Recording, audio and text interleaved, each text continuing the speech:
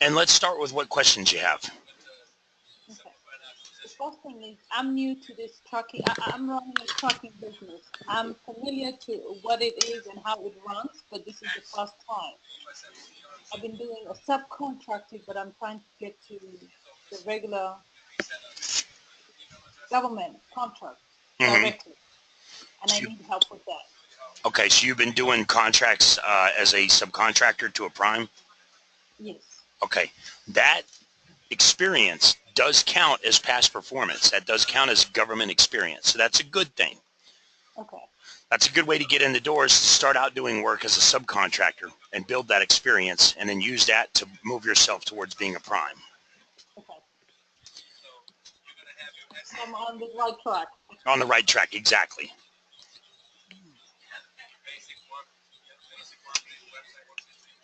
And I've got all my codes and all that, but I didn't get exactly how to get to the government and what I should do and what I should not do. So I need help with that. Okay.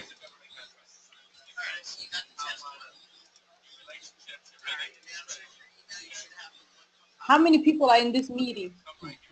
It's just myself and your team, so whoever is joining on your side. Okay. Okay. Okay. I didn't want to be on YouTube, and I don't know what I'm talking about. No problem.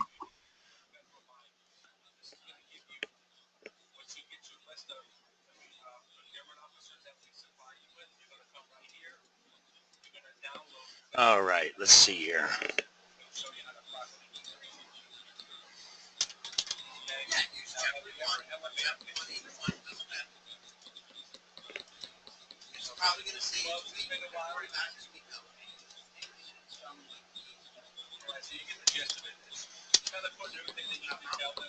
Have your DUNS number, your cage code on you? I don't have a cage code. I have my DUN number. I don't have a cage code yet. Okay. I just found about it before I called you when I was looking at your videos. That's when I found out, but I need a cage code. No worries. Once we get you signed up, your case manager will get that for you, and they'll do it right. Okay. And what's your DUNS number? DUNS number is 0555 08339. You don't ever have to worry about giving out your DUNS number or your cage code because they are public information. Okay.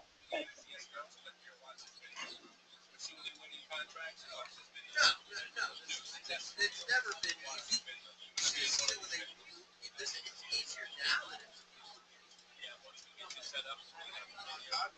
when they first started this thing. Set up in here as well. Yep, go to contracts. Have you checked to see if you guys are in a HUBZone? No. Okay. Could you tell me a little bit about the HUBZone? Absolutely. And normally it doesn't come with this program. This is a separate setup, but this one you know what this is as well. So take advantage of it because this is the advanced center procurement data system. This will allow you to see everything in real time. No matter what's going on in government contracts, like if you look at the projects, right now they got 355,000 projects that are in the database. Get this pulled up here real quick. Now while you do that, let me tell you a little bit about the company. Yes. He used to be a driver for a few years, from 2004 to 10. He was driving for companies, and then he decided to get his own business, his own company, but he was just running one truck. So in 2014, that's when he realized or know about the U.S. mail contract and all that. So he decided to get to that. So he decided to work with one of the companies as a driver.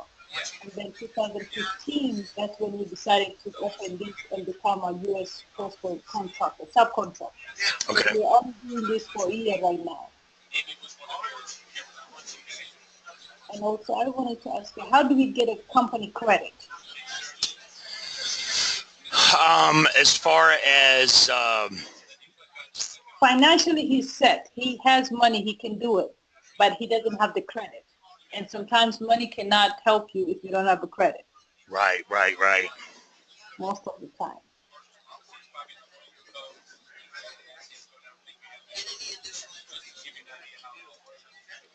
There's several ways we can go about that. We have in-house credit, and I've had people qualify for as much as $50,000 in credit.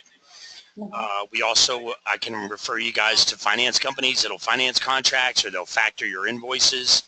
There's definitely ways around it. And some contracts are done as simplified acquisitions where they actually prepay.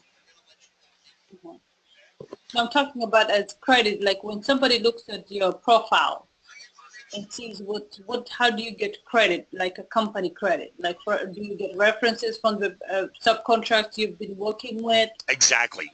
Past performance is going to be your main credit source. The government does look at your Dun & Bradstreet rating, but not so much on, we're talking about if you were building a nuclear power plant, yeah, you're going to have major credit. Yes. But we're just talking about brokering freight contracts, which is not, that serious of an issue. Have you checked to see if you guys are even in a hub zone? No, I've not checked. All right, let's check that, and because if you're not in a hub zone, we don't even need to worry about it. Okay. And is it good to be on a hub zone? Any little bit helps. The more set-asides you qualify for, the better. Is there just one owner? Yes, one owner. And it's a male or female? It's a male. Is he a veteran? Yes. Yeah. No, he's not. Is he a minority? Yes. What type? He's from Africa. So he's African American? Yep. Awesome. Okay. He's never served in the armed forces or the reserves? No. Okay. So, as you can see, with this program, the SAM's the first thing we do, so we'll take care of the SAM. Once you get that activate, obviously, this is already invested. It's going to take a minute to load. Let me show you what's going on. Okay.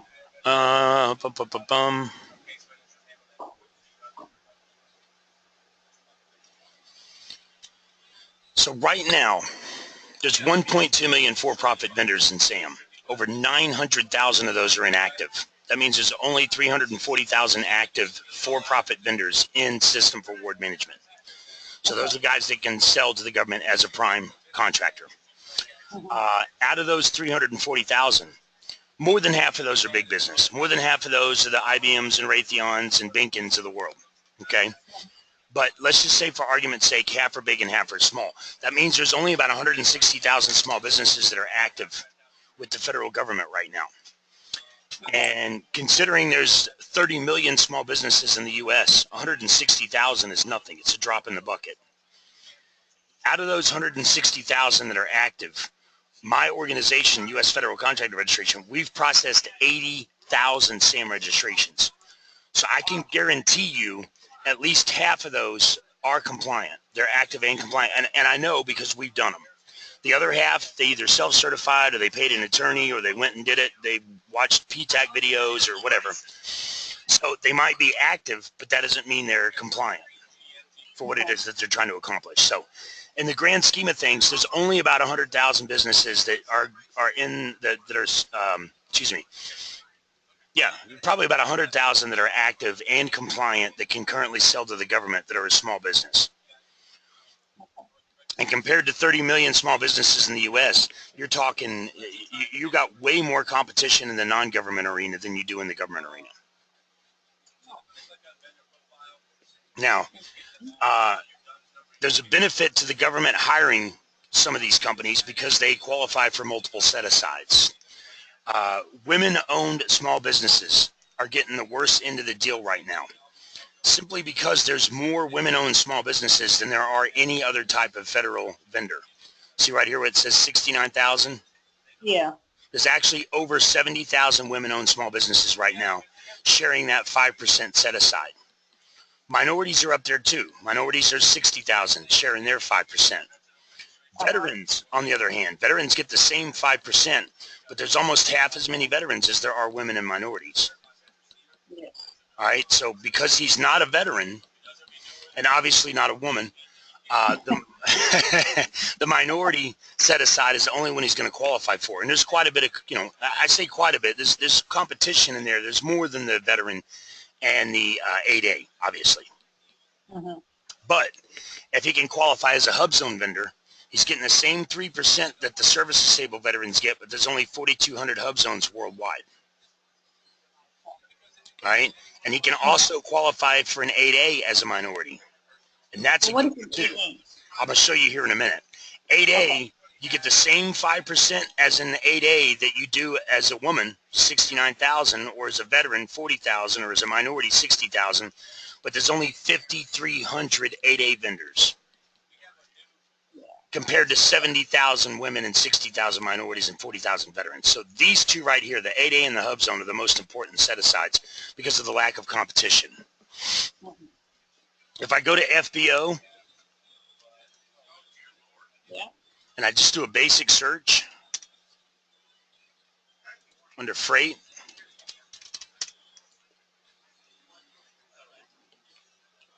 you're going to see almost all of these are small business, small business, small business, small business, small business, small business, small business, small business, small business. Yeah, all of them. More than half of them are small business. And there's a few that are set aside for veteran, Yeah. veteran, but none of these are set aside for 8A or HUBZone. It's not because they don't award contracts to 8A or HUBZone. It's because there's so few 8As and HUBZones that are active, they don't bother putting them out for bid. There's no reason to. They probably won't get anyone who will bid on it because there's not enough people out there. They do them as what's called a sole source or a single source. So if we go here,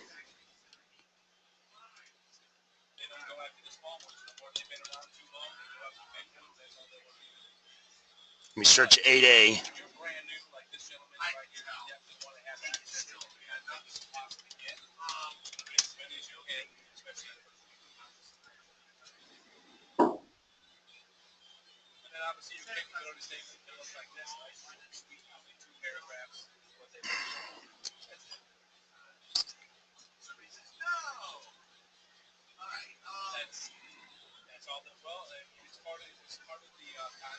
These guys are a broker. They've done $36 million in business with only 15 employees. Wow. Yep, they're 8A HUBZone, SDV, minority, subcontinent, Asian, Pacific. They got it all.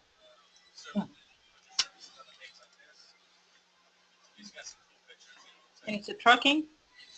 I looked under freight, Okay. but they're a broker. They'll sell anything they can get their hands on.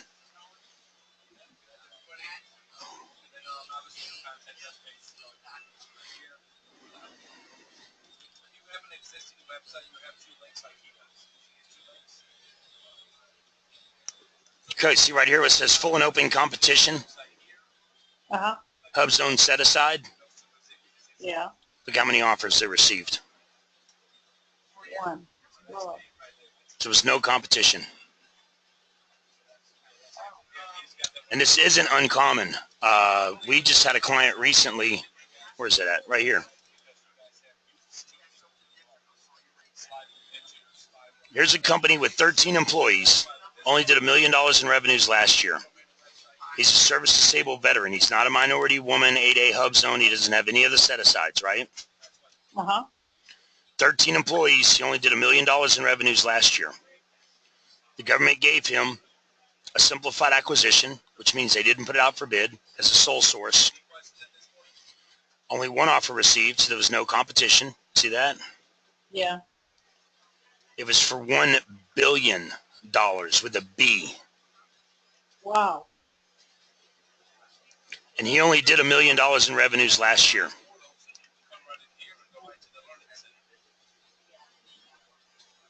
This is what I need to. This kind of business, that's what I need to get my hands on. Exactly.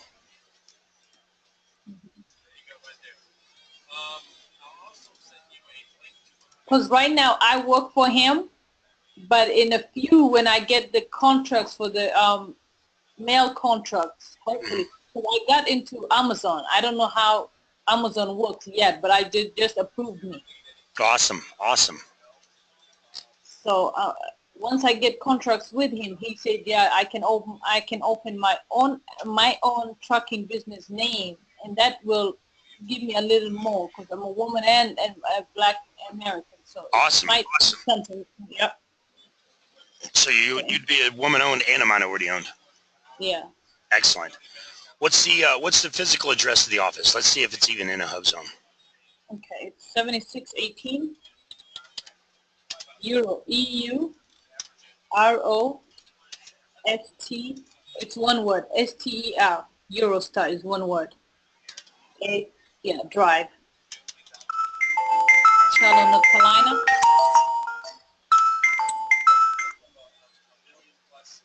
What's Charlotte? Charlotte? Yeah. And North Carolina zip code is 28213. 28213? Yeah. Cross your fingers. No way, you're in a HUBZone. Oh my God. You are, look. Yes. Yes. 1 out of 100 people is in a HUBZone. I never get to say you're in a HUBZone. People are always like a block away. They're always across the street. It never fails. You're across the street from them. They're like, well, I'll move across the street. It takes 3 or 4 months to process a HUBZone registration. It's not something that's immediate. So I never tell people to just move, you know, but it's a big HUBZone too, which is good because you have to maintain 35% of your employees live in a HUBZone, and that's a huge HUBZone. That goes all the way up to 485. Yes. You made my day. You've got, oh man, you've got HUBZones all around you too. Good. Now, try to explain to me HUBZone. What? I'm going to explain that right now. Now, okay. look at all the HUBZones you have around you. You have HUBZones all around you, and they're big ones. That's good. Every place that's colored, if it's gray, it's not a HUBZone. If it's anything other than gray, if it's orange, yellow, blue, light blue, brown stripe, dark blue, red stripe, anything other than gray, it's a HUBZone. All right? Yes. Where are we at? Here we are. HUBZone is easy. Anyone can qualify for a HUBZone. You don't have to be minority, woman, or veteran owned. You can be a startup company. HUBZone's a very easy process to qualify for. It's not easy to register for. There's a lot of paperwork involved, but to get qualified, all you have to do is be a small business. You guys are U.S. citizens, right? Yes. Okay. Small business, U.S. citizen. The primary office has to be located in a HUBZone, which you are. How many employees do you guys have? The thing is, I have 15, but they're owner and operators. They have to be employees? Are they not W-9? Are they W-9? I give them a W-9. No, I give them 1099. I think. The 1099. Okay. So they're not technically they're not employees. They're subcontractors. Yes. Okay. Then your employees consist of whoever works in the office, so that would basically be you and the owner at this point. Yes. Okay. Because I'm about to hire 2 more people to dispatch. Okay. We have to maintain 35% of the firm's employees live in a HUBZone. Okay. So all you got to do is make sure that 35% of your employees live in one of these HUBZones. Doesn't have to be this exact HUBZone, but in any one of these HUBZones. Okay. Gotcha. Right? As long as we maintain that 35%, that's the only reason people get kicked out of this program is because they didn't maintain 35%, turnover. They lose some people, they hire some new people. They don't maintain that 35%. So if they're on my zip code, should I just, if they're on my zip code, I'm good? No, we're going to have to we have to take their address and go to the map and make sure their house is in a HUBZone. Oh, okay. So that's a good way to do it. So every time I want to hire, I don't have to refuse them employment, but just to be on the safe side, go and check a HUBZone on their address. Exactly. And make sure you maintain, because this is what happens. See right here where it says the firm has not been declined or decertified from the HUBZone program within 1 year of the date. Uh-huh. When people become a HUBZone vendor and they don't maintain, they lose some people or they hire some new people and they don't maintain that 35%, the government will kick them out of the program and they can't reapply for one whole year. Oh, okay. All right. Same thing with sometimes people come to me and they say, hey, John Wayne, I've been watching your videos. We applied for the HUBZone a couple of months ago and we failed. They declined us. Can you do it for me? Yes, but I have to wait a whole year now because you were already declined. I can't do it for a whole year once you've been declined. Okay. Could you also put an address for my office that I'm moving to? Could you check it and see if it's HUBZone? Absolutely. It's the same zip code and everything. It's just the address itself. All right, let me do this. Let me give you a snip so you've got this. Whoops, we moved too far. And what website do I go to for this? I'll send you the link. Okay, thank you. Sorry, sometimes if I ask crazy questions, you're like, no. Not at all. No worries. Okay, let me give you a snip of this. Actually, let's zoom out one more. So where's your office located? We are not in a HUBZone. I've checked. We're in St. Petersburg, Florida. Are you familiar with the area? Not really, but Florida. I've been there one time, but it was just for, I used to work for hotels, so I just came through. Okay, okay. We're on the, we're in Tampa Bay. We're on the St. Pete side. We're right off of Gandy and 4th Street. So we're about 5-10 minutes from the airport. We're 5 minutes from the MacDill Air Force Base. Good. So I'm going to take a picture of this for you. Okay. So you've got that showing that you are in a HUBZone.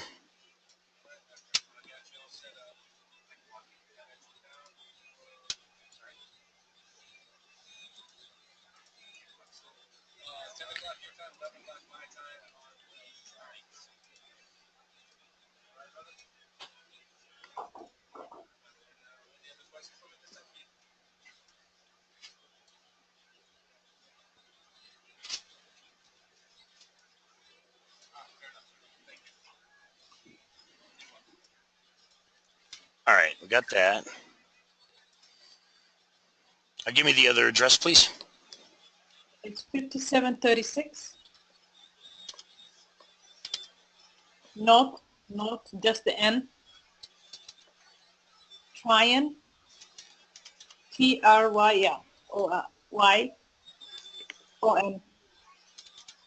Street. That's it. The same, everything else the same, yeah. Come on now. Come on. We need a yes.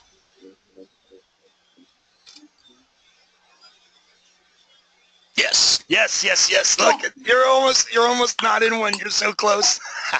I'm very close. You're a couple of blocks inside. You're good. Okay, good. You're good. Wow, and it's a big HUBZone too. Look, way down here. Good. Oh, that's good. And it's a weird shape too. You were almost out of it. Oh.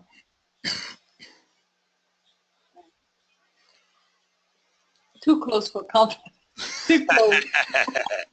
I'm about to push it, to pull that pin, purple pin back to the right. To the left. Lord. I get you a screenshot of that one too. Okay.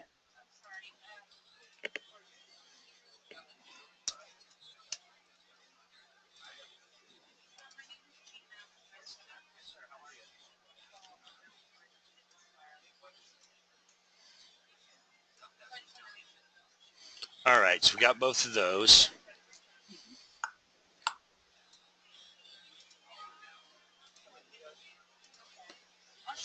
(8A).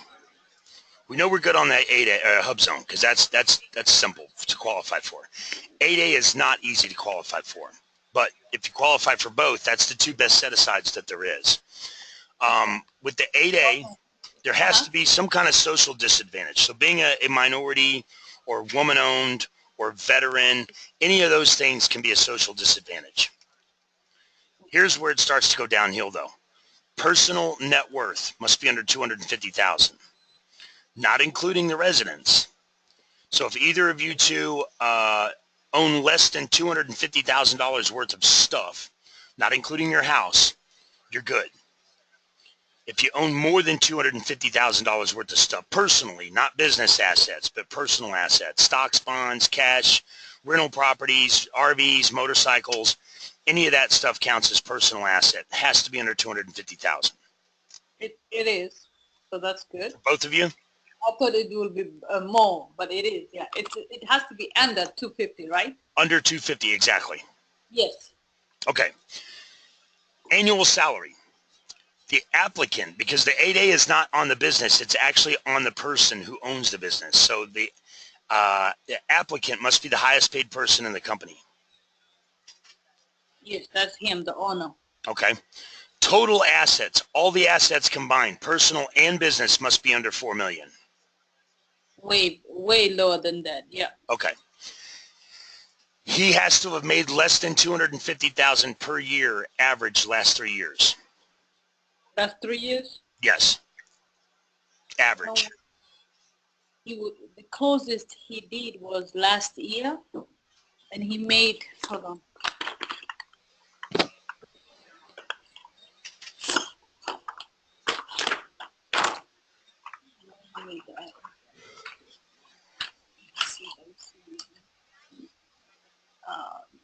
Last year he made 3,000 over.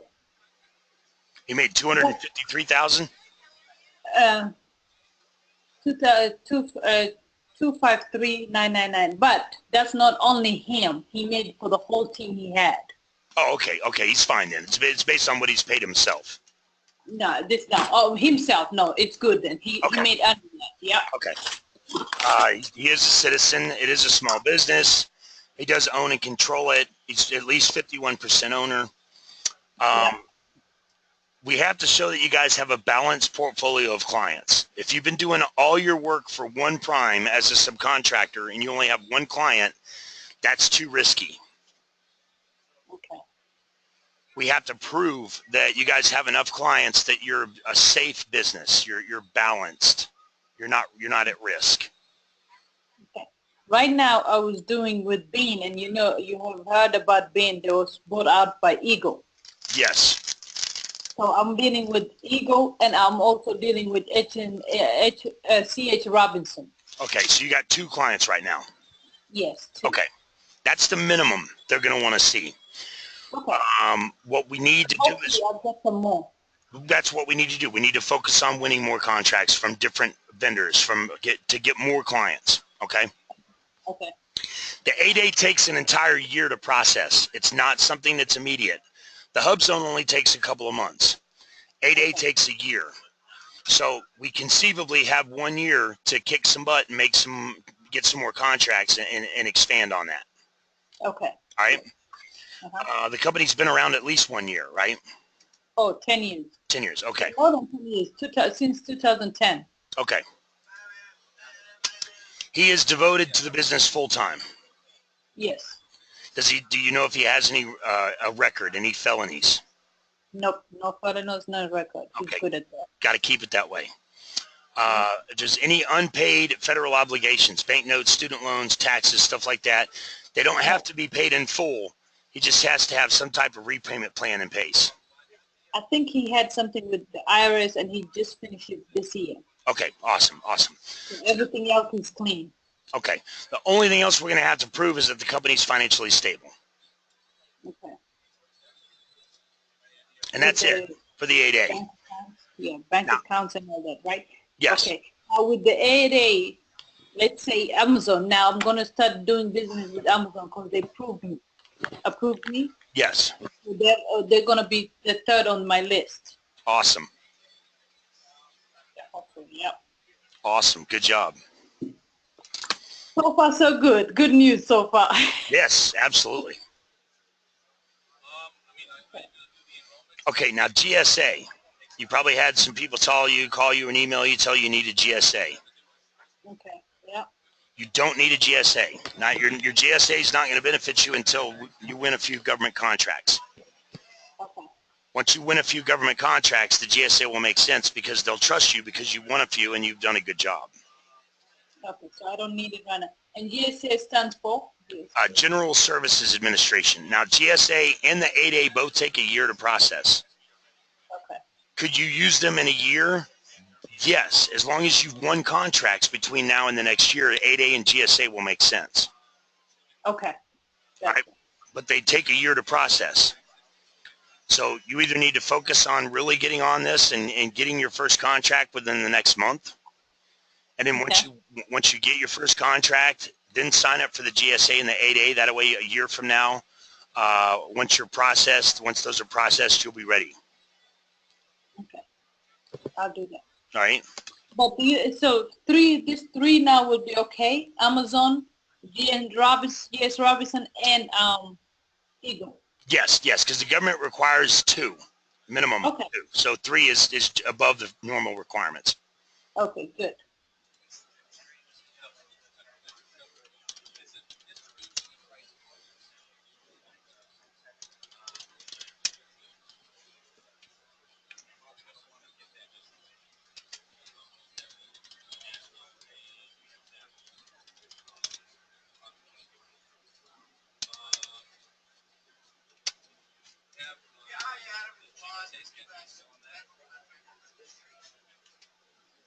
Yeah, so you can remember when I get it's no more $2,995, which you set up in it.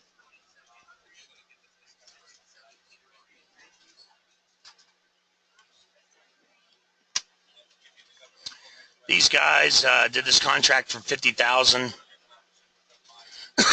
Excuse me. This is only one employee, so this is a one-man show. Uh-huh.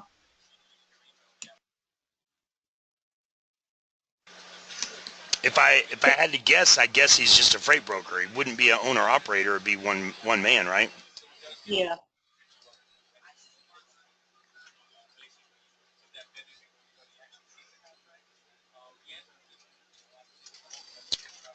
Trucks are operating for 8 hours a day, hauling, dependent weather conditions, blah, blah, blah. This was done as a simplified acquisition, and look at how many offers received. Wow.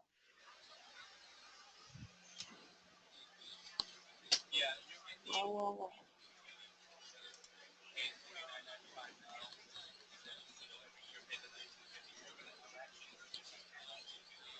There's business out there. You just have to get a hand on it and go grab it by the horn, yeah? Yep. You got to know how to go after it and then go after it properly.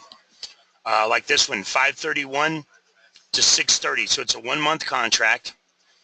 They'll collect $375,000 on this one contract over the next month. And what is it for? Do they tell you exactly what it is or no? For employees.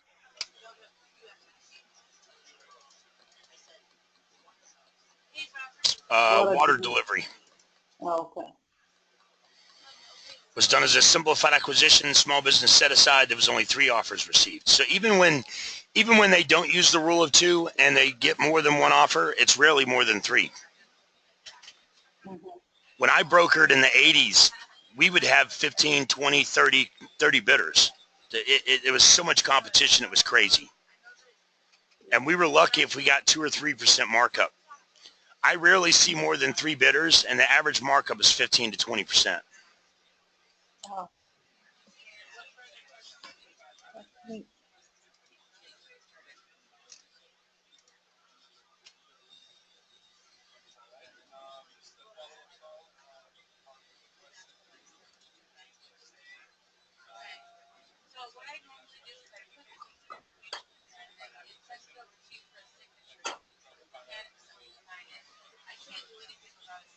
This is a small business set aside. There was 5 offers received. It's done as a simplified acquisition. This company only did $11 million in revenues last year, and they gave them a $16 million contract. My God. They made more money off this one contract than they did all of last year combined. Look at that. And it's a trucking or what kind of company is it? Freight. Oh, freight. Yeah, okay. And is that a website where you log in and everything to check on that, or it's a public thing? No, it's a public thing. You don't have to log in. I'm going to teach you how to use all these websites. I'm going to teach you everything I know. Oh, thank God. Thank God. I need help. I need all the help I can do. Absolutely. I can get. I appreciate it. No problem. Only thing I ask, right now my client success ratio is almost 90%. 90% of my clients are successful with the government. And that's amazing. Most people are about 50-50. The reason is because I offer this training and I help my clients and I teach them and I hold their hands and help them with bids, etc. The only thing I ask, because you're a freight broker, you're not limited. You can pretty much sell anything you want, really. I want to keep my success ratio at 90%. So when I get a white guy that calls me up and says, hey, I want to do freight contracts in Houston, Texas, and that's it. Or I want to do landscaping in Austin. But if he's not willing to go outside of Austin, he's not willing to do anything other than landscaping, I turn them down. They can still get contracts, but they're just limiting themselves by limiting themselves to a specific area and a specific service. I'm not going to limit. And for me, I don't own this company right now, but I want to go as much as I can, any contracts that I can get. And it's not just going to be Charlotte. I'll be all over, and that's what I'm working on. Good. Okay. That's the only thing I'm worried. I don't want to take on people that are too specific or too limited, and the chances of them being successful are limited. And Charlotte is growing, and there's a lot of construction going on, and that's another thing. Charlotte is booming with that. Huge. And oh yeah. Dump trucks. Yep. Dump trucks is. I go driving sometimes to see how many subcontracts from the trailer, but I've seen Charlotte because we're building that train. There's a train that's and contracts are going left and right, and see, that's things that you have to look at, not just one place. You're correct. Right.